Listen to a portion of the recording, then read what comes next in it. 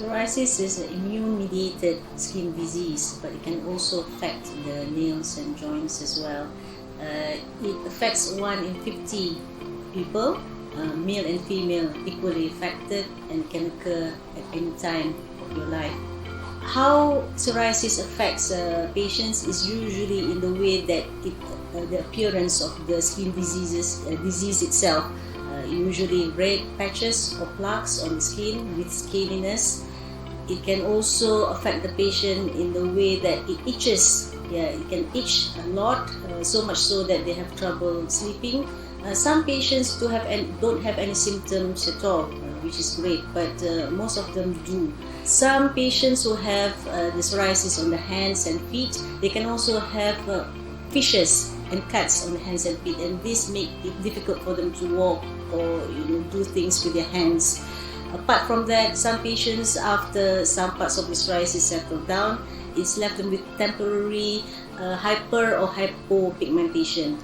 The environmental factors and also genetic factors both play a role in the development of psoriasis. Psoriasis itself is a complex medical disease involving cellular and genetic level. It involves the infiltration of many leukocyte cells into the skin. It also involves the abnormal growth and differentiation of the resident cells, skin cells, and also the abnormal expression of more than 1,300 different genes in psoriasis lesions.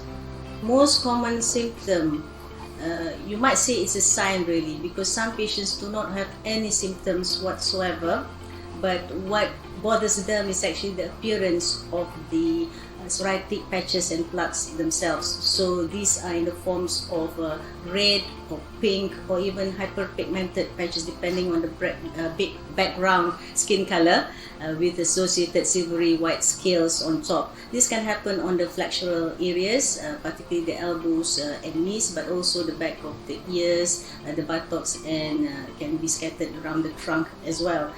There are other variants of psoriasis, pustular psoriasis, whereby you have psoriasis patches studded with pustules or blisters filled with pus in it. You have this can be localized or generalized. You can have gutted psoriasis, whereby patients have what looks like raindrops type of psoriasis scattered all over the body.